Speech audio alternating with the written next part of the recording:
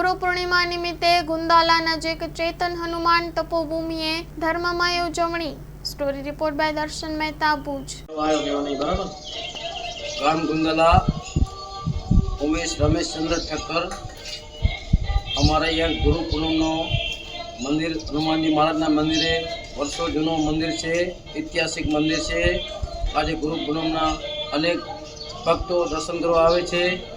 હનુમાન નારાયણની મનોભક્તિ પૂરી કરે છે અને ચેતન હનુમાનજીનું મંદિર આવેલ છે ગુંદાલા ગામથી 3 કિલોમીટર દૂર અને વર્ષોથી અહીંયા ઘણા વર્ષો જૂનું છે મંદિર અને પ્રોગ્રામ કરવામાં આવે છે।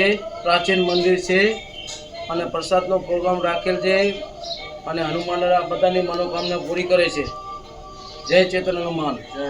જય ચેતન હનુમાન દાદા। હું નવીનભાઈ સોની, ગુંદાલા।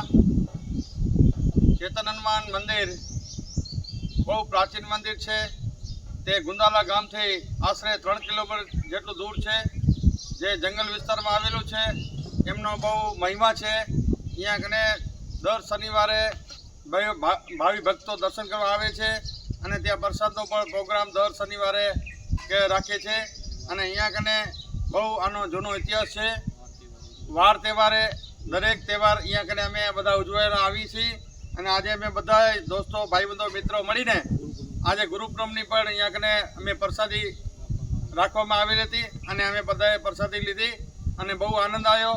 અને અહીંયા કને બહેનો પણ વનભોજન કરવા ઘણી પણ અહીંયા આવતા હોય છે અને અહીંયા કને મોટા મોટા રાજકીણીઓ પણ અહીંયા કને દર્શન કરવા આવે છે અને આમનો બહુ મહિમા બહુ મોટો છે।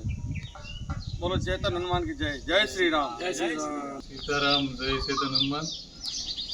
આપણે અત્યારે ચેતન હનુમાનની જગ્યામાંથી અત્યારે આજે ગુરુ પૂર્ણિમાનો જે ઉત્સવ છે હર્ષ ઉલ્લાસથી મનાવીએ છીએ। જે આજુબાજુના ગામના લોકો જે ભાવિ ભક્તો છે, રામ ભક્ત, હનુમાન ભક્ત અત્યારે આવી પહોંચ્યા છે અને ત્યાં આખો માહોલ જ અલગ છે। અત્યારે પ્રકૃતિની સાથે આપણે જે અત્યારે જંગલમાં એકદમ ભાવ અને ભક્તિથી ભોજન અને અત્યારે પ્રસાદ ચાલુ છે। અત્યારે એક જ સંદેશ આપવાનો છે કે ના હિન્દુ બનેગા ના મુસલમાન બનેગા, ઇન્સાન કે ઓલાદ ઇન્સાન બનેગા। અત્યારે ભાવિ ભક્તો ખૂબ જ મહેનત કરી છે।